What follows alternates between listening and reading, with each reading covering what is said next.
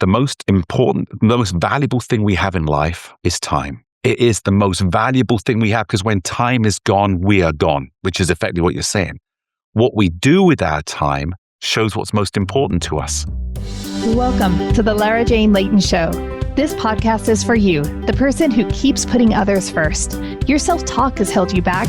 You no longer need to take a second seat. Let's explore ways to overcome self-doubt. You can silence that inner bully voice and achieve your full potential. Here's your host, Lara Jane.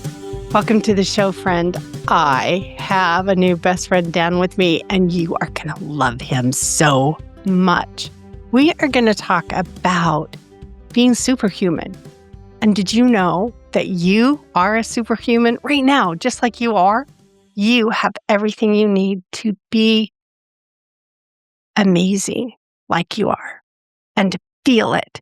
And so we're going to tap into Dan's wisdom and figure out what is that one thing that I can tap into to make me feel more superhuman than I feel today, because you are already a superhuman.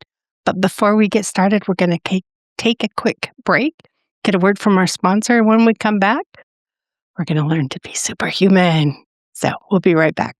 This is Adam Adams, co-founder of Optimized LLC, where we take the guesswork out of your health.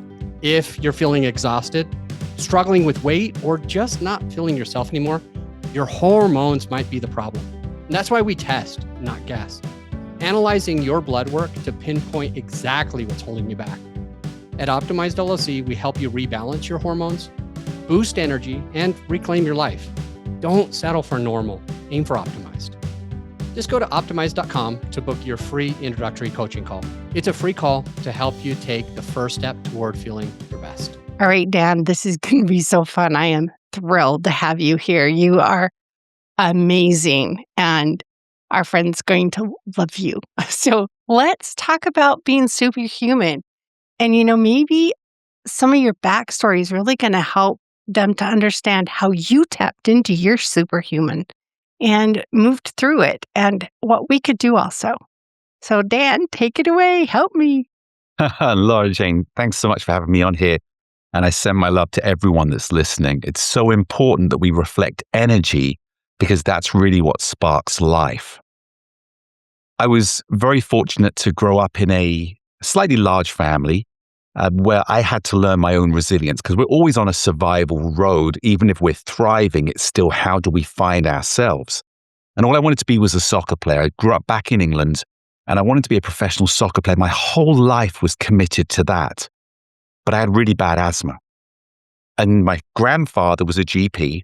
And so he bought me down this inhaler. 9 years old, I could finally breathe, I could run, and you have to run to be a soccer player. But there's something that I believe in. We have to stay passionately curious if we want to discover ourselves. A little 9-year-old boy traipsing off to a library to read about the respiratory system. Don't ask me why, I have no idea. It was just in my head. But I thought, my body is made to heal. Why do I have to take something from the outside to have the inside flourish? Because we are born to heal. You think about it, we're made incredible. And I read that if I took my inhaler, it would work, but my system would become lazy. And I didn't want to have a lazy system that relied on something. So I had to tap into who am I? And when we really discover who we are, it's incredible how powerful we feel. Every time I take a drink of my Red Bull to get my brain sparked, I think I am creating a worse. My body now doesn't need to do it itself because I rely so much on caffeine. It's like, and you did the same thought process, but you actually quit. I still let it get me lazier and lazier on the inside. Well, you're not wrong to use it, but I'm going to change the way you think today because everybody, when we tap into our natural resources, it's going to be incredible. So I was able to run the asthma out of me. Kid decided he's going to go to the park, run as far as he can away from his jacket, collapse, be breathing like I think I'm going to die. I can't breathe. But eventually I'd recover and I'd run back to my jacket. And over time, I became a runner. I ran for my school back in Bournemouth in England. And suddenly, and this is jumping forward, my dream changed. I want to be a professional soccer player. But when I got to the professional club, I decided what I thought it was going to be, and it didn't fit my goals and dreams. And I didn't want to fit in to something that wasn't me. Pretty brave decision because I didn't know what I was going to go to. But next thing I know, I got invited to audition for a dance theatre school in London called Layton Theatre Arts. And here comes this guy, did 8 years with the Royal Marine Cadets training, soccer player, and suddenly here I am in ballet tights becoming a professional dancer. But I'd like to take people back just a little bit to explain where this comes from in 8 words that I live my life by. Now, growing up, I didn't have a great relationship with my father, but he was always my hero. I saw him as a man's man. Telling him that I was going to become a dancer was really, a little scary moment. He had gone through military and he was a tough guy. But I was surprised to find out that he loved musical theatre. So he took me to see a show called Starlight Express, Andrew Lloyd Webber, that everyone will know from Phantom of the Opera, Cats, Jesus Christ Superstar, Joseph's Technicolor Dreamcoat. And I sat and I watched this show, Starlight Express. It was kind of the biggest gift that he had ever given me, actually taking me to see a show. And I was 19 at the time. At the end, he said to me, "So Dan, what do you think?" I go, "Oh, it was incredible. These people were like demigods to me. The performers, the beauty of it, and it's so much energy." And he said to me, "Dan, one day you'll be in that show." And I said, "No, I'll never be good enough. Here's a guy never done it, never even been to a show in my life. And my dad's saying you're going to be in this, what became the most sold out show in the world in Germany." And he looked at me and he said 8 words that I live my life by. So talk about an impact from somebody you didn't have a close relationship, but these 8 words, very simple. Somebody has to do it. Why not you? Let me say that again. Somebody has to do it. Why not you? And that was really the birth of me going, pretty crazy. Everyone that's listening, someone is going to live the dream or overcome the frustrations that you are going through and celebrate the success. Somebody's going to do it. Why not you? I love it. It's so powerful because it is. If that's the role you want, go for it. Be it. Dream it. Embrace it. And this is, I think you use this without saying it, but if you get close to that goal and you change your mind, that's okay. I wanted 12 kids once. I'm happy with the 3 I got. I don't need 12. But we can change our minds. And everything we've done up to that moment has prepared us for our new path. And so here you are trying to be a soccer player. You overcome your asthma, which you're going to need to get on stage. You're going to have that. And now you have the ability to change your mind. So it's so amazing. Thank you. Yeah, I went on to incredible things. I lived in 7 different countries. I performed in front of more than 5 million people live. I don't know how many millions on TV. But it was because I never saw obstacles. I saw opportunities, but I had to navigate and have the right mindset to be able to not see them as obstacles or sticking points. There's a great saying that I love. Before every great breakthrough is a greater breakdown, because that's where most people stop. So how do we rise? How do we find our success when so many people stopped? Another saying, every level has its own devil. The devil I look at as the lesson. If we're not willing to learn the lesson, and learning the lesson means we're actually taking action, we can understand it. If we don't want to take the action, it doesn't really matter. Then we will not go to the next level. And what's the next level? Everyone has their own ideology of success. But for me, I found that we thrive best when we're happy, when we feel love and feel loved. And everything seems to expand off of that. So it's an amazing journey that we're on. But I strongly believe the magic we seek is in the work we avoid. Think about that. The magic we seek is in the work we avoid. We know what we should do, but we avoid it. And part of the reason we avoid it is because the work is perceived as selfish.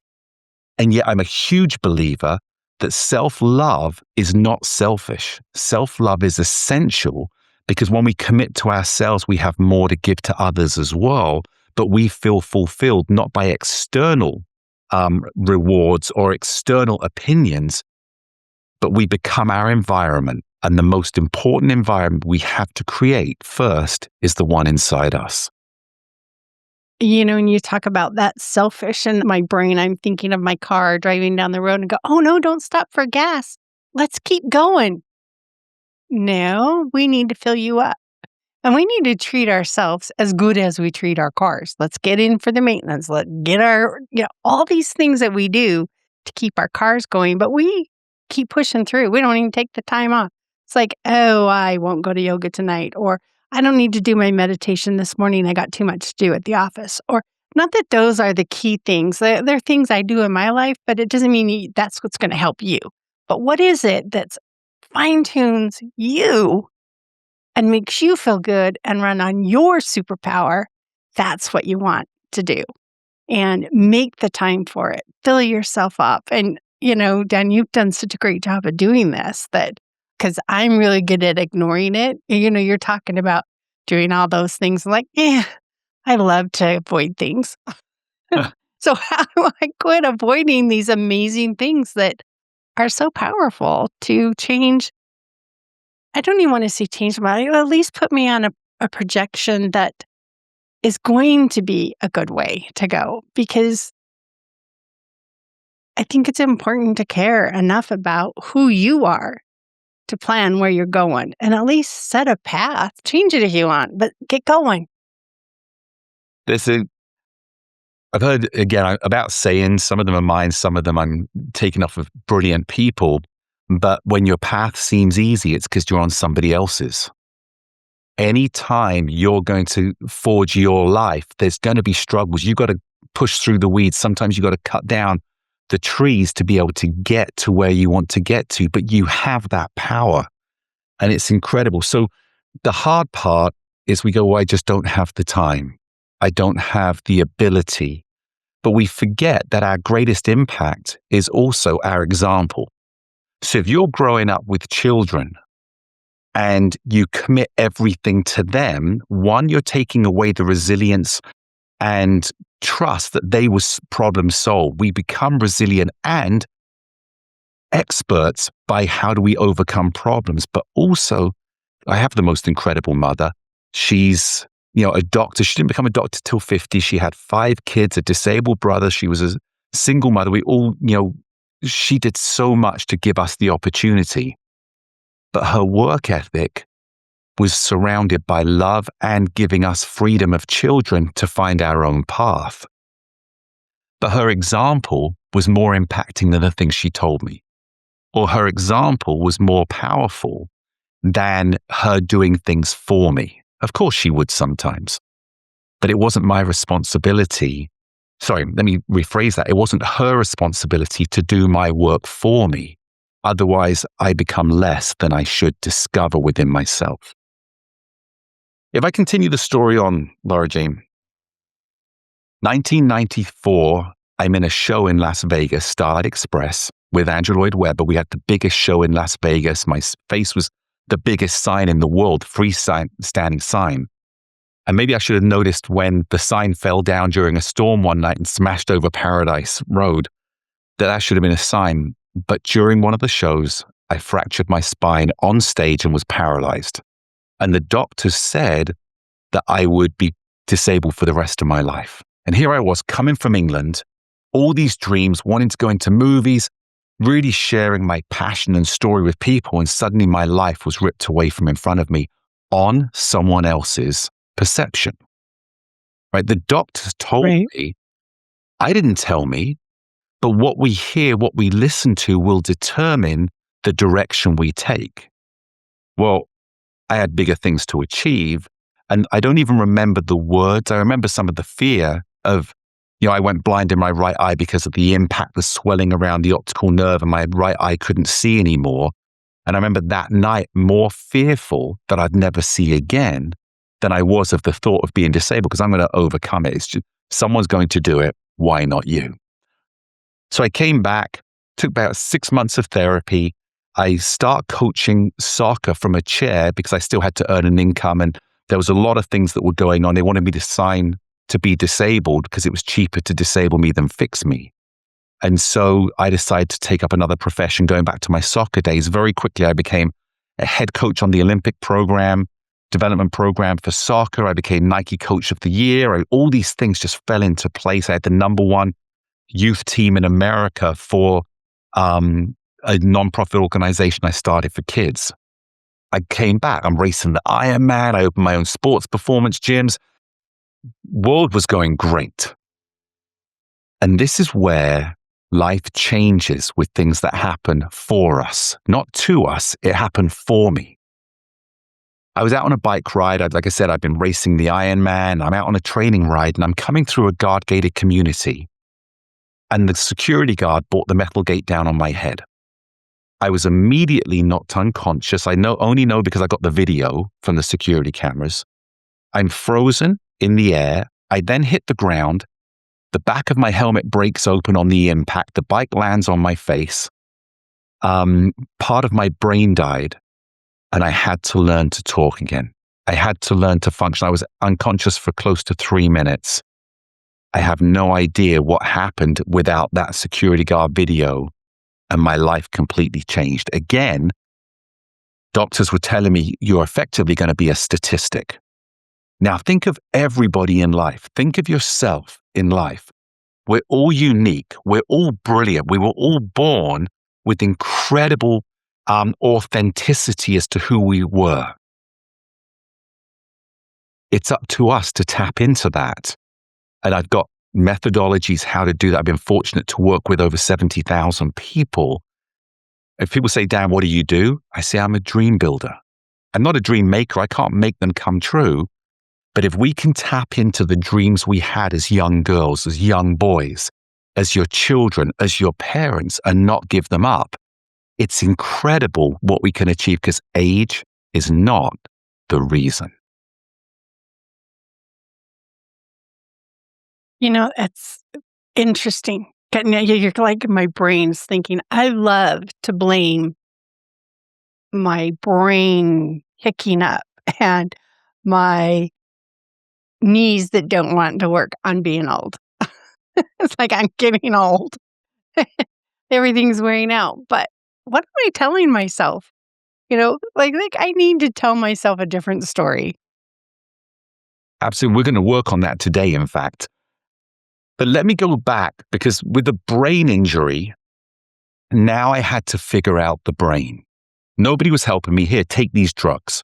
I'm not anti-drug. I'm anti-dependency. I'm anti-reliance, right? We are born to heal. If anybody, cuts their arm and it's not a really bad cut, and you look at it and you wipe it off and you put a Band-Aid on and a scab comes on, and you don't pick it, it goes and you won't even see a scar. That same system that heals us on the outside that we trust is also working on the inside in multiple different ways, not just from disease or inflammation, but also in our ability to be superhuman.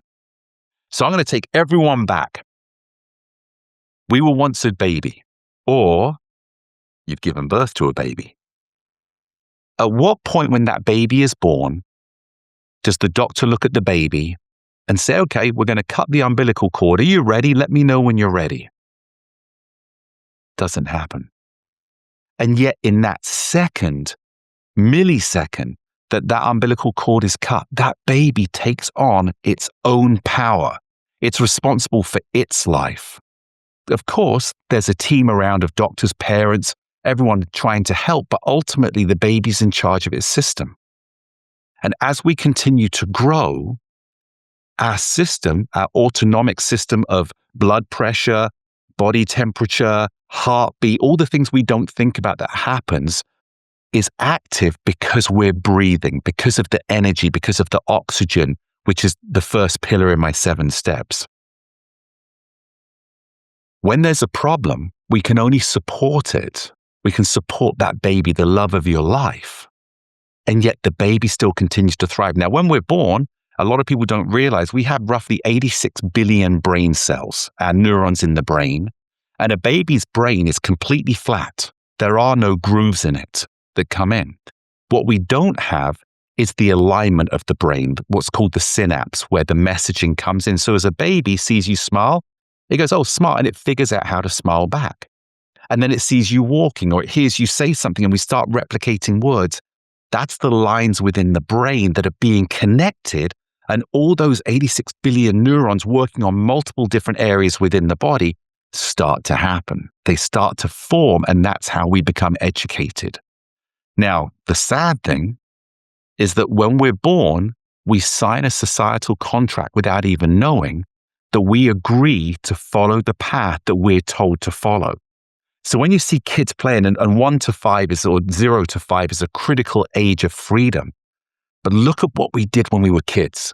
We would we'd play, we'd run out, we'd create, we'd make up silly games because someone told us that it was silly, but our brain was alive. We were flying and we dreamt incredible dreams because we were free to do it. And slowly, we didn't build walls. Walls were built for us to keep us in. And when we stepped out, we were told, stand up straight, don't do that, sit down, study, which are all great moments, but it shouldn't be the control system within our life. And so that's where I say we're all born superhuman, and slowly it's drained out of us on responsibility or commitment, which is great to have, but not instead of us also living our own life. Yeah, sometimes I've said, as we raise our children to be children, we haven't taught them to be adults, and they get into adulthood and they're like, I have to make the decision. I have to do this. And they're kind of like this, throw you out into the universe and let you just figure out how to do it, which is kind of what you're saying is we have this, what some people call domestication. You must act like this to be loved. You must act like this to make friends. You must act like, and there's all these rules we learn that are just made up. And if we can tap into our own natural abilities, like you're talking about, who am I?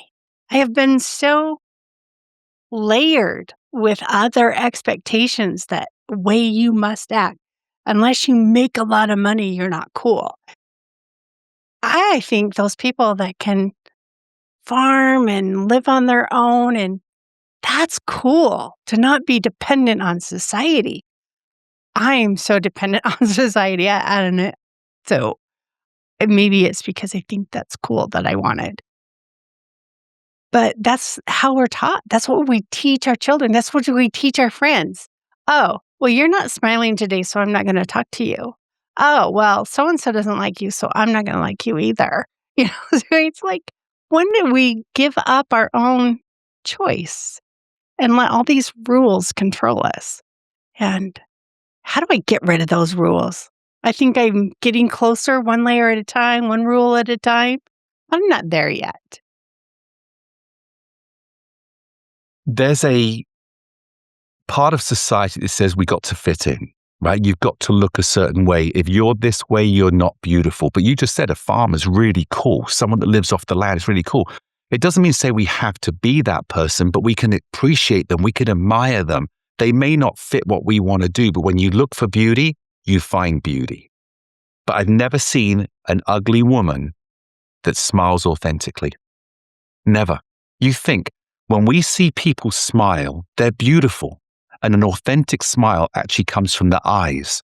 And when we connect with the soul of the person that's beautiful and is giving of that energy out, because we exchange energy. Energy's everything.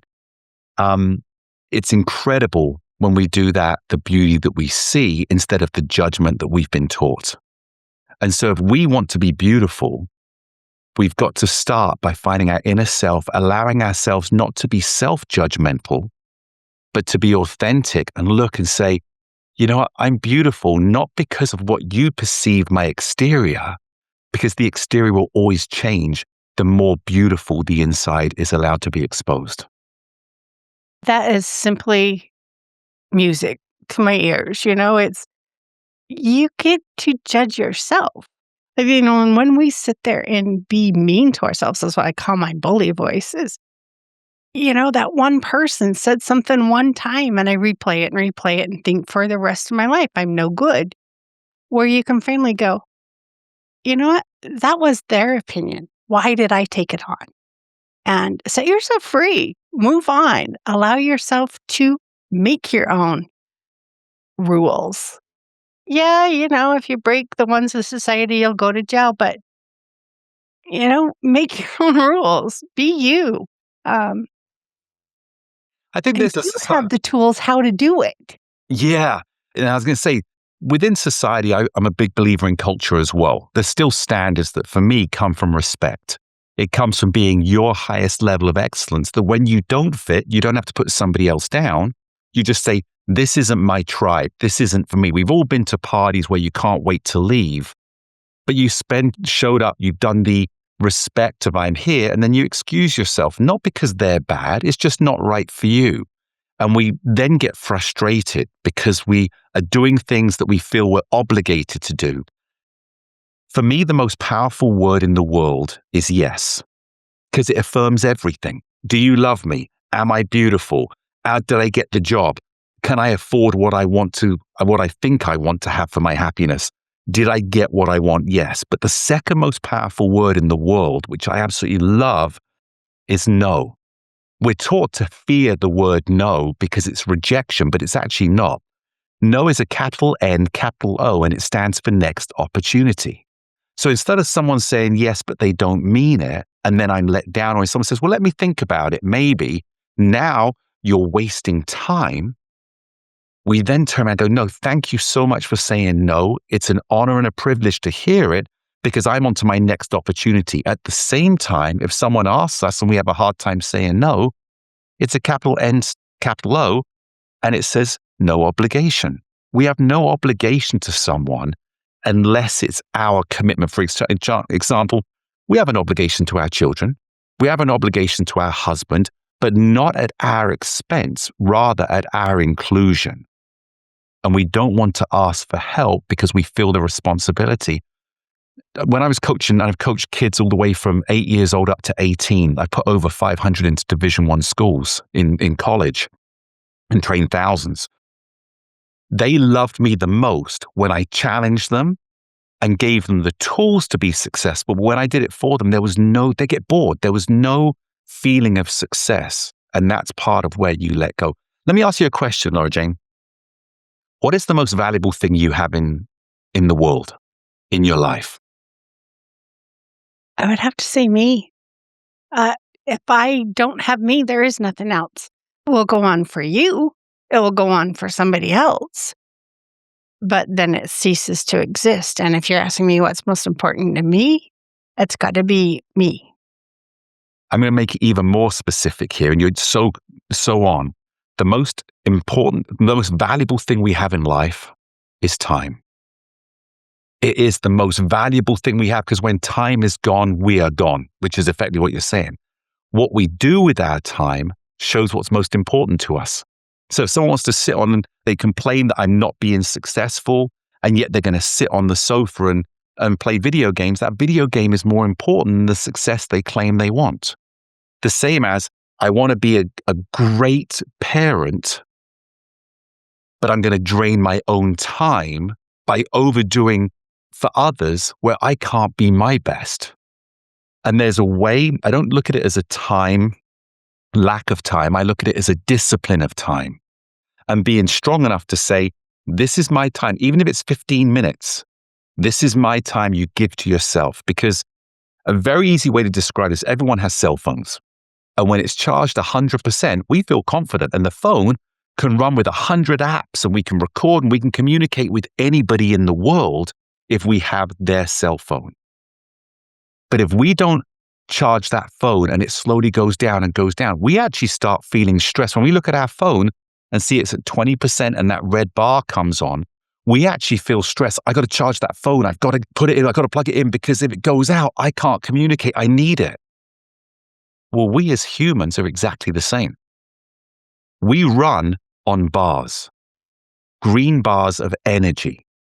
Without energy, which comes from oxygen, it comes from hydration, comes from sleep, comes from nutrition, comes from exercise, and we'll jump into those quickly at the right time for actionable items. If we don't recharge us, we're no different than a cell phone that's running on 5% with all these apps going on in the back, my children, my getting to work, my business decisions, my bills, my responsibilities. These are all apps that are going nonstop. When do you recharge yourself? And it's very easy for us to look at a cell phone and understand. But when we look at ourselves, because we're incredible, we're superhuman, our body is built to survive, what becomes tiring becomes the norm because the body adapts to being at a lower level. So how do we take that and create the setup, which is so simple to do if you're committed to doing it? It shouldn't cost a penny to have health. When we go out there and, for example, you'll go and buy your caffeine drinks. Is it Monster? Is that the one that you love? Red Bull. You love Red Bull. Got to make sure the sponsorship's through. I don't want to bring in another company here, Laura Jane. But if we go do that, you're spending money to get energy. Well, I can give you energy without having to spend a penny. So let's go through the 7 pillars. Every single person on this earth, because we are made up billions of cells. All right. I want to hear these. So I have 7 pillars for natural health. Number 1 is oxygen. Oxygen feeds the mitochondria. The mitochondria is our energy cells, right? That's what we get. And within that, we have ATP, glutathione. These are what feed the cells. And the cells communicate with the cells. And these are energy cells. Let's not get them confused with brain cells, right? Brain cells get the energy from the mitochondria. If we didn't have that energy, like a cell phone, we're going to shut down. Oxygen fuels the mitochondria. So it's important that our breath work that carries our breathing is on point. Not all the time, but we should be able to look at breath work and say, what is it that changes my emotions, which we know from the way we breathe? For example, if someone suffers from anxiety, they start breathing a little bit faster. And when you breathe faster, the body goes, hang on a minute, I'm going faster. There's got to be something wrong. Then we go to fear. When we have fear, which increases the anxiety, then we start hyperventilating. And we're taking too much oxygen. We're actually not absorbing oxygen at that point, which is why they'll say, breathe into a bag. What are we doing? We're creating carbon dioxide into the system. No different than holding your breath.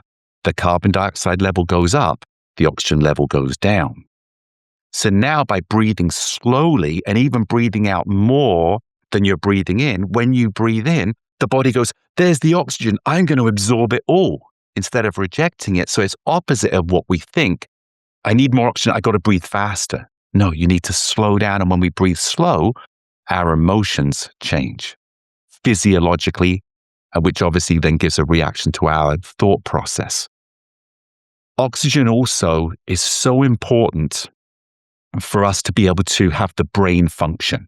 If someone has a stroke, has a heart attack, has some sort of restriction of breathing, our whole communication within our body begins to slow down. And learning how to breathe and being in a good environment is critical. I could go into it much more, and I want to go to the next one because there's so much that supports each one. But number 1 is oxygen. What are you breathing? What's the quality of the air? And how are you breathing? That is no different than plugging in your cell phone to the wall and getting those cells revamped and re-energized. I love it. Okay, so now I know why sometimes I breathe different. And then that's like, and then when you're in fear, it's like the best way to get out of it is to slow it down. Yeah. And tell yourself, I'm okay. Because we are what we think. I am safe or okay. Either works. Yep. I'm going to function. Trust it. Trust yourself. Trust that brilliance of the superhuman you were as a baby that knew how to do it. If you think about it, the very first thing a baby does is take that first breath. As soon as it comes out, they get the baby to breathe, and it takes that first breath. And, you've had your baby and you heard it, you'll never forget it. If the doctors, they hear it every day, the nurses hear it every day. It's actually painful. the first breath of a baby because it's never done it. And suddenly all this body, little baby body is getting filled with oxygen. And so what happens? The baby then begins to breathe not so deep because the system goes, oh, it kind of hurts. So I'm going to breathe a little faster so it doesn't hurt as much. But it was just the initial impact. And that's why we change as a baby, right? Understanding what we're feeling. So let's go to number 2. Number 2 is hydration. Hydration is critical. And this is where I'm going to get on you, Lara Jane, in here to help you in here. Let's go through the process. More than 75% of adults in America in a chronic state of dehydration. Let me say that again. 75% are in a chronic state of dehydration.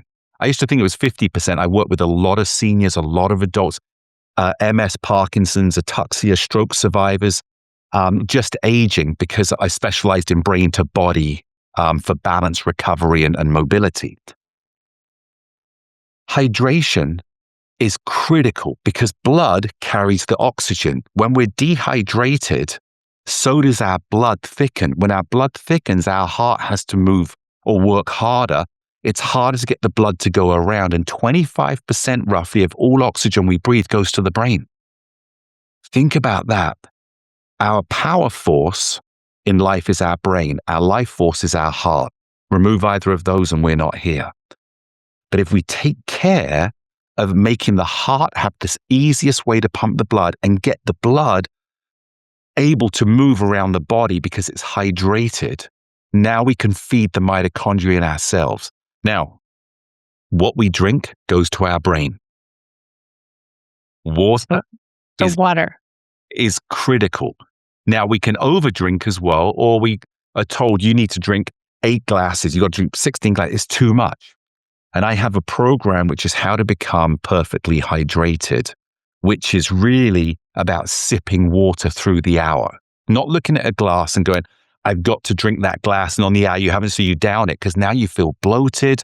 You can't, you just want to go to the bathroom. You can actually swamp the cells or they just get urinated out. And one of the biggest places in this is when we go to sleep at night because we'll go 6-8 hours without drinking. And then we haven't drunk 2 hours before we go to bed because we don't want to wake up and go to the bathroom. So I have a process that allows your body to absorb. It's all natural. It's just an education. There's no supplement or anything. It's how you do it, not what you do. Everybody listening to this, it's not what you do that brought your success. It's how you do what you do that made you unique to get to the success you are and be the great mother, be the great wife, be the great business person that has exceeded expectation, but that responsibility has also affected you with the happiness maybe or the stress that's in your life for you. It is very fascinating, and I love the way you talk because you just pull me in. But it's like I was just pinching myself to see if I was hydrated. And it's like, okay, I'm not hydrated enough right now. Well, let's go into water. Water's the pure source, but there's dirty water and there's dead water. Dirty water is unfiltered, but we have a filtration system in our body, but that filtration system will get overloaded like any filter would. That can also come from oxidative stress. It can come from overwork, lack of sleep, so many different things. But whatever you put in your body is going to bypass the blood-brain barrier if you're talking about drink. So why are we dehydrated so much? Because we are doing sugar drinks. We are doing coffee more than water. Our cells are not going to respond positively to caffeine drinks or the sodas or the things that are addictive because it releases the dopamine effect when we take, oh, that tastes good. It's not good for us. And so what we're doing, we're forcing our body to have to work harder to overcome what we're putting in. But at the same time, we don't change because either we've had a kick from it, we get used to that caffeine buzz, or we like the taste. And then when we eliminate it and we just go to water, it doesn't taste. So then what we do, we put sugar in our water to make it taste good. But in roughly 72 hours, your body will reset its taste buds if you can stick with it for 72 hours and commit to finding the beauty of the taste of natural. We want that in our physical appearance, how beautiful we are naturally, but we don't want to put it into our body. I love it. We're going to give it a try, but I will commit to at least 72 hours. But you have to replace it with something. You can't. So It will be water. yeah, I love my water. I'll share my program with you at the end. So that, because it will help you go through, because it's structured. Nobody wants to be left on their own during a change. It's hard because we fall back into our habits. So it's pretty exciting. So let's jump on. So we've got sleep. Okay. We've got the oxygen, most important. Then we've got hydration. That's more important than eating, because a few days of no hydration, your brain will shut down, but you can go 2, 3, 4 weeks without eating, not feel good, obviously, but you're going to let. So the third one is sleep. Probably the hardest one for mothers, especially hardworking, powerful, successful business ladies who have a family responsibility, have a work responsibility, decision making. But sleep is critical because that's when your brain resets. That's when your brain detoxes. That's when your brain takes everything that happened that day and places it into specific areas in the brain for recall. For example, brain doctor, Dr. Patrick Porter, who says, and it's true, this is why he says it, we don't forget anything. So when people say, I'm losing my memory, I'm losing this, we're thinking about it, we've forgotten something, we're walking down the street 2 days later, not thinking it, and suddenly the answer comes up. Oh, how did that come back? What we're losing is accessibility to the information. When you talk about Alzheimer's, when you talk about different memory losses, people turn around and go, well, I can't remember it. You can, you've just got blockages because of inflammation in the brain. And that's where sleep is critical. Now we know that the 2 hours before midnight, you'll get more benefits of REM sleep, the deep sleep, those things than you will the 6 hours after, because that's when the brain really lets go. And there's so many fascinating things. Like when we're asleep, the brain actually paralyzes the body for split seconds because the brain will never let go of looking after you. So when it actually paralyzes you just for split seconds, if the brain goes, okay, we're safe because you can't move, and it works at a speed that we cannot comprehend. Computers can't move as quickly as we move when it comes to speed of message. It's phenomenal. And so sleep is critical. And I've said it, you have to come up with what fits you. And there are certain protocols, again, within the 7 pillars that will start helping. You can't do everything at once. And part of it we're going to get to on number 6 is the mindset, because mindset is so important for sleep. So let's jump on to the next one, unless you have any. Well, I have tons of questions, but we would spend the rest of the time on sleep. Okay. So we're going to skip it because I can always call you, right? Absolutely. So we'll go on. So the next one's nutrition.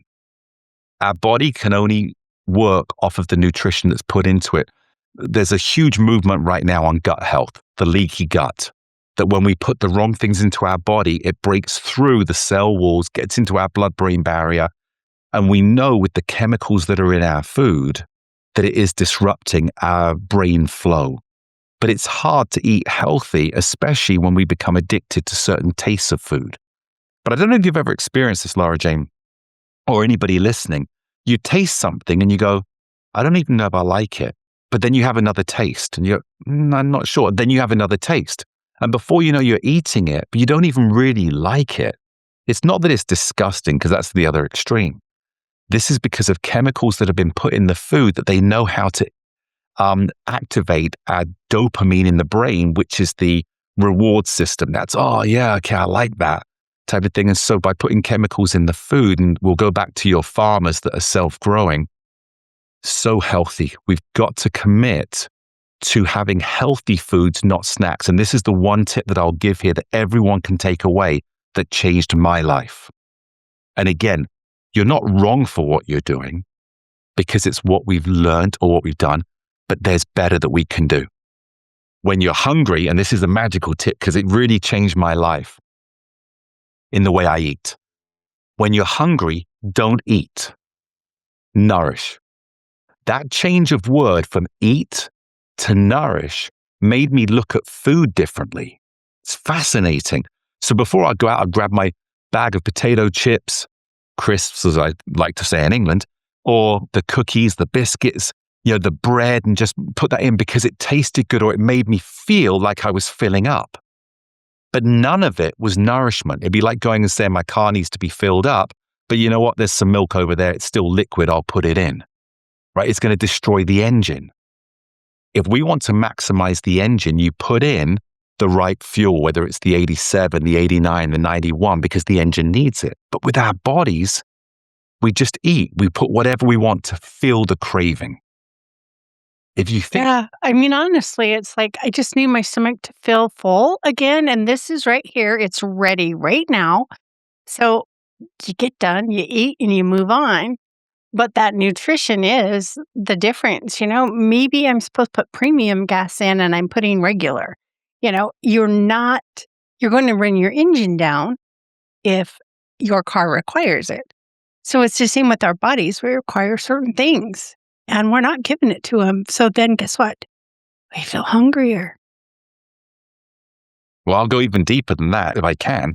Yes. It's, again, your body then has to use its energy to clear out the unhealthy food instead of the energy going into performing. And we see this with kids. We're seeing that with all the red dyes and stuff that are in there. We know it affects our neurological system and our peace and happiness to a certain extent. But again, the brilliance of the body, we are superhuman. It's how we're maximizing the superhuman that we have. Our body now has to go to work to preserve us or to prevent us getting sick, prevent inflammation. So we know that the gut-brain connection is really powerful because the gut will say, I'm hungry, and the brain will go, okay, then I need to eat, and then we eat. But about 80% of communication is from the gut to the brain. It's not the brain saying, am I hungry? The gut saying, and I need this, and I want more, and all these different things that we need. But they've now found ways to block the communication. And this is food companies. And we could go into this a little deeper with the tobacco companies buying the food companies. And then back in the 90s, it's not conspiracy. I'm not even going to get into that because it's irrelevant because we're here to get better. It doesn't matter what happened. It matters what we do. But the brain doesn't communicate with the gut anymore. When the gut's full, they found ways to block it. So the brain goes, I'm still hungry because it's not feeling that it's full. So what do? We eat more, and we're eating more unhealthy food. That then triggers the dopamine. Go, oh, I like the taste of this, and then I'm going to have it. It's good. And that's why we overconsume.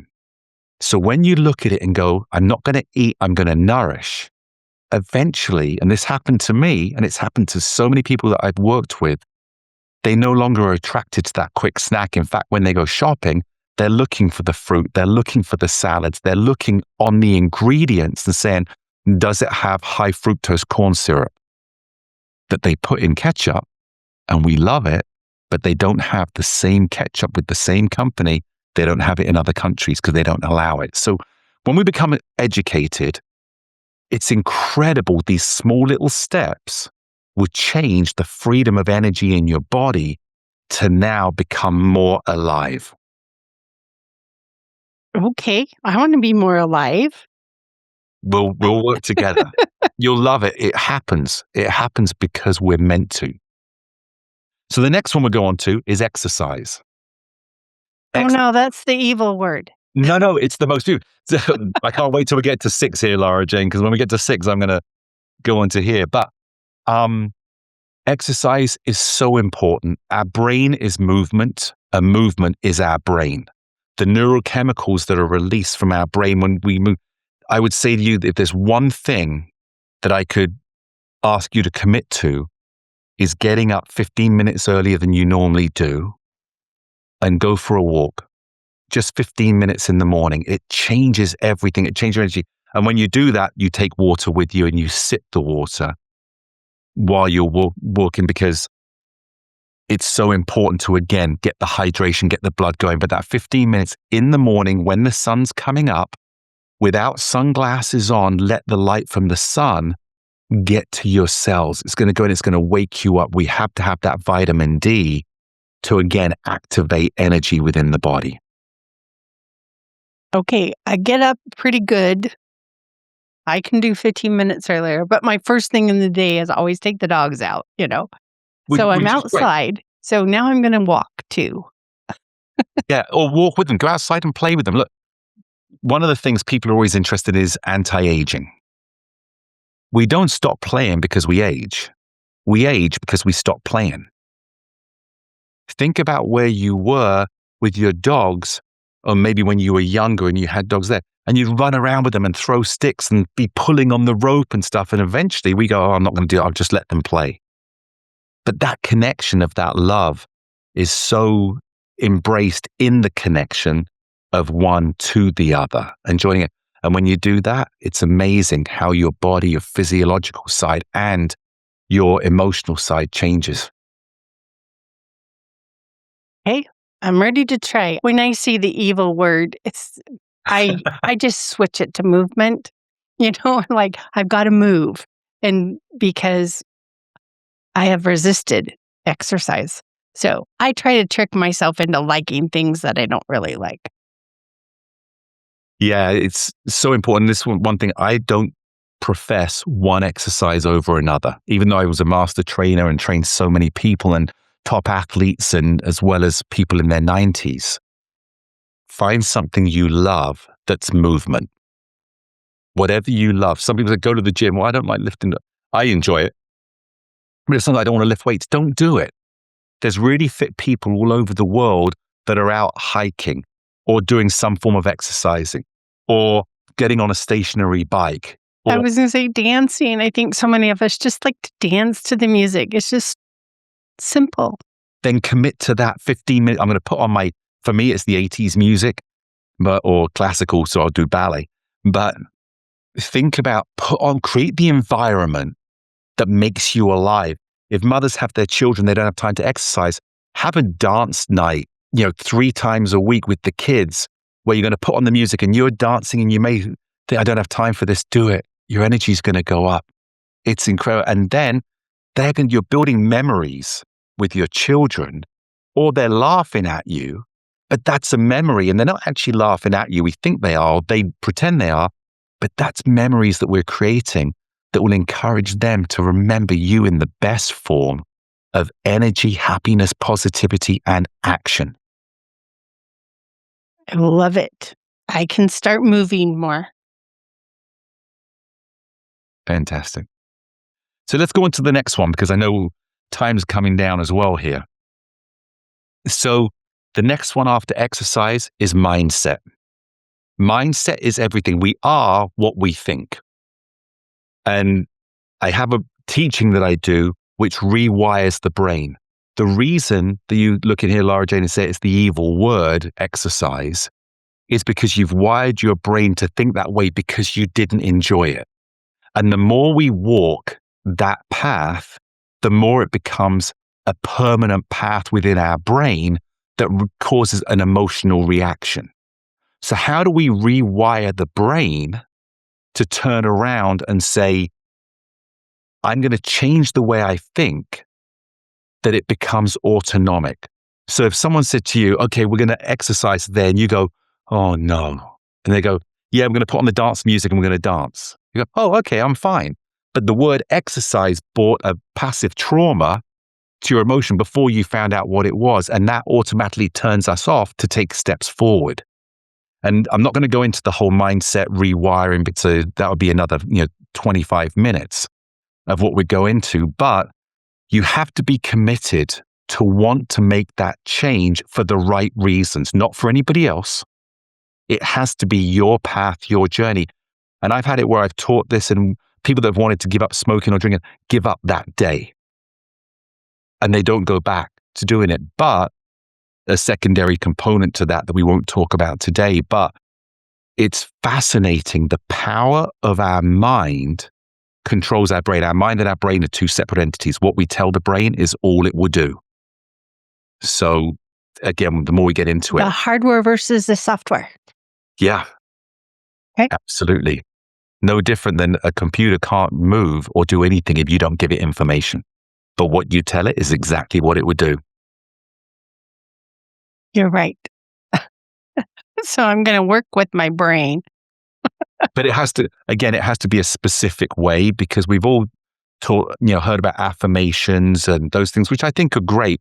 In fact, there was proof in a test on women that when you go to bed at nighttime, and this is something else that you can do immediately, when you go to bed at night and you have gratitude or appreciation before you go to bed instead of stressing, your energy cells, your mitochondria, show a 10 to 15% across the board improvement of energy uptake. Think about that, just by changing your mind. And this is scientifically proven with, in the science labs and with testing and illuminating the mitochondria. Just by being appreciative before you go to bed at night, your mitochondria would be 10 to 15% more available to increase its energy. So change my gratitude practice from the morning to the night, or do it both. I would say do it as many times as you can without doing it for the sake of it. But certainly before you go to bed at night, think gratitude, you'll find peace. And then we sleep better. It's part of the makeup. So mindset affects all the ones up above of it. Yep. When I teach, it's the first one I teach. In order of survival and thriving, your body's ability, the 7 pillars of natural health, mindset's further, because with the wrong mindset, you're still living. But with the mindset, we can make every other pillar even stronger. Okay. So let's get to number 7. The last. I'm ready. And this is critical. Challenges. If you don't give yourself challenges, we are declining. So think about, as a little girl, you had these goals or these dreams, or there was something you wanted to achieve, and it may have seemed unrealistic, but we dreamt it and we worked towards it without even knowing we were working towards it. We just did it. But we never thought that's unrealistic until someone told us. Now, in today's world, we're told this is who you've got to be. This is what you've got to do. Don't waste your time. You're too old. So the one thing I can't stand is you're too old now, or it's past you. I'm a huge believer that we can make our best memories forward, things that we can do, but don't set small challenges. Set the biggest. So I remember I was working with a 80-year-old lady who had fallen a number of times and no longer had the confidence. She woke up fearful each day. In fact, let me change that. I'm going to take that to Bob Eubanks. A lot of people will know who Bob Eubanks is. And I work with Shirley MacLaine, who her goal is to win another Oscar in her 90s. She's now reached there. But Bob Eubanks would wake up every day fearful because he had fallen a lot. He was 79 years of age. And I started working with him. And in 3 weeks, he went from that senior shuffle, hunched over man to running 6 miles an hour on a treadmill, running up and down stairs. He couldn't even go up and down stairs, back playing golf, walking with his wife, and back on TV. When I said, what would you like to do? He said, I just want to be able to walk again without being scared of falling. I said, it's not enough. Set the challenge. What? He goes, I want to be back on stage. Okay, that's great. Where do you want to be on stage? I want to be doing my show again. Great. Set that, because to get there, you have to go through the small steps. But a goal is only worthy of the effort it takes to achieve it. A goal is only worthy of the effort it takes to achieve it. So this 80-year-old lady that I was talking about, she just wanted to walk around the block again. I said, what's one thing that you used to watch? Because I used to love walking to the top of that hill because I loved the view. I said, then aim for that. Because to get there, you're going to be able to walk around the block 20, 30 times. And she sent me a photo of her standing on top of the hill. Wow, that's awesome. One time I was a gymnast for years and years and years, and I swore I would never, ever give up being able to do a cartwheel because I felt like, okay, that's the minimum. And one day I couldn't do one, and I've never tried again since. So is it a big enough challenge to say I'm going to do a cartwheel again? I believe it is, but I would like to put it in a specific place. Like, I want to go to the sand. I want to do a cartwheel in the sand and run in the ocean. Something that gives it more life. But you have a fear right now of doing a cartwheel. I'm guessing into why you're not doing it, right? There's a little fear. I don't know if it's fear or if my muscles just don't work anymore. But why did you stop instead of when you were going through it and you go, oh, it wasn't great, I'm not going to do it anymore, I stop. Because your muscles were strong enough, they just weren't aligned at that point. So why did you not do it anymore? Too busy. I used the busy card. I don't have time for this. It's not that important. Kind of put it on the back burner. And I want to commend you on that, because honesty is the start of the step. You have nothing to lose. Tell you one more quick story. When I was racing the Ironman, my very first Ironman, I thought anybody that crosses the finishing line is a champion. There's a winner, the first one across, but anyone, I think we all think that anyone that goes in a running race or does anything that athletically we can watch, we've seen some of the greatest performances, someone that's stumbling to the finish line, they're crawling and they get across, go, what a champion. When I was racing the Ironman, I had a really bad experience at the beginning of the race. There's 2,000 people. I'm one of the first in the water. I get pushed under the water. I can't breathe. I can't come back up because everyone's saying, and I'm going to drown. And I found I'm fighting to get back up. I couldn't. And I just kind of went to this peace place that goes, I'm going to drown. And I found my comfort in not giving up, but of finding that serenity. And then I saw where I could get up, because instead of panicking, I now saw this whole, now I became cognitively aware of my surroundings. And when I broke the surface, I was like out of breath. Oh God, I'm done. I can't. And I was giving up at that point because I was so panicked once the reality set back in. And I sat there for 2 minutes. This is in Penticton in Canada. And suddenly she said, Dan, just start swimming. Just start going. And I just started swimming. And then I kind of got into my rhythm and I trained really hard. And then I start passing people, and then I have a great swim. I finish faster than I thought I was going to. I get on the bike. I'm out biking. I see bike crashes, people with blood coming out of their head, limbs broken because they've crashed or they've hit something or gone too fast and slid. A mile from the finish on the run, which is a 26.2 mile run, and a guy next to me collapses. His whole body froze up. His muscles are so tight that he's just cramping. And I'm shouting to people, please come and help him, because there's the lines of people watching. But I didn't want to stop because I didn't know what was going to happen to me. But I crossed the finishing line, had the most amazing time. 30% of people that do the Ironman visit the medical tent. I helped all those people to the medical tent. I waited till the last person crossed the line. I felt so jubilant. And then I got on my bike at midnight, biked back to the hotel, woke up the next day and felt amazing.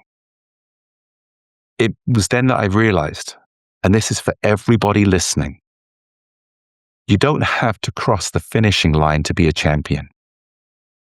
You just have to step over the start line, because we don't know what's ahead.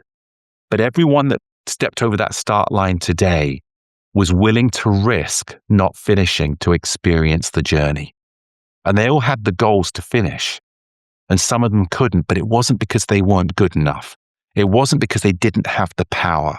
It wasn't because they didn't have the potential or put in what was needed. Something happened along the way. But every single person that steps over the start line of a journey that has a power to it, that has something higher than the lowest level of accomplishment, you're already a champion. And that's why we're born superhuman, because we took our first breath. We took on the pain of that first breath as a baby. We evolved and created into the beautiful human beings that we are. And when we surround ourselves with love, whatever we give love to, and it gives us back to us, we will have the most amazing relationship. Love yourself. I don't want to end. This is amazing, Dan. You have got such wisdom that you have put into practice and helped so many other people put into practice. That is just a word that I sometimes try to avoid, blessing to the rest of the world to have you here. And thank you. We're going to close out, but I could go another hour so easily. So thank you for joining. Why don't you tell our friend a little bit about, you've already told us a lot about you, but they want to be superhuman and contact you and sign up for something. How do they get a hold of you? And then what's that one thing we should do this week What are you going to challenge us with? So first off, Laura Jane, I just want to say thank you for what you do. You're allowing people to help others. We don't know who we're going to touch. I don't know who my message is going to resonate with, but I won't stop, because if I can help one person, my life has become invaluable. And if I can help tens of thousands, I'm not more valuable than somebody that helps one. We just have the opportunity. So thank you for what you do, first off. I really appreciate it. They can go to bornsuperhuman.com. That's the word bornsuperhuman, all one word, .com. And I have a free book there they can download, and also a 7-day hydration challenge I would love everyone to do. It's very simple. Everything I teach is simple. Life should be simple. When we complicate it, it's because we're putting things in the way. And then they can find me at Dan Metcalfe _official on Instagram, where I share different things as well. We have an incredible outreach to people to help you, and we're very accessible. If somebody has specific questions, I personally get back to as many people as I possibly can. It's part of the commitment. My one challenge for this week coming up, I would love for you to tap back into something as a young girl or a young boy that you loved, and think about it. And I want you to feel, with your eyes closed, what it was that made you excited as a young person. That was the thing you look back to, whether it was even cuddling with a little doll that was your best friend growing up, something. And I want you to let those neurons become free and just allow yourself to enjoy that. Sometimes I will say it invokes tears because we've lost who we were. So it's not about creating negative. It's about allowing those neurons, those feelings to come out. And then I would love to replicate something in your life that brings up those same emotions. And don't feel guilty. Don't feel silly. Don't feel, is a word I don't like. I'm not even going to use it actually. In here, allow yourself to feel the best of times that you had as a young girl. And that will help you become alive again. And then find how you can, like we talked about, maybe putting music on in the house that reminds you. Something that invokes those neurons. And I would love for you to experience that and understand it all came because you were born superhuman. We can reverse the effect that society had on restricting us. We can still do everything we're doing, but do it with love for yourself. And that's easy. Well, if we haven't learned to love ourselves, it might take a little bit more time, but I think the first step in loving is grace. So if you don't get there, give yourself some grace when you feel like you're messing up. So that will turn into love. I love it. Thank you so much. Friend Dan and I are not medical or mental licensed professionals. We are here for entertainment. People that have gone on our path, cleared the way, and I'm willing to help you too. So if you need someone to shine a light on your path, let us know. Thank you for joining, and stay tuned for the next episode. Are you tired of waking up exhausted? You are not alone. If you're looking to take your life back, let's start with the simple step of adjusting your self-talk. Stay tuned for the next episode with your host, Laura Jane. Remember to follow the show so you don't miss the next simple step that you can use to feel more confident. And please leave an honest review.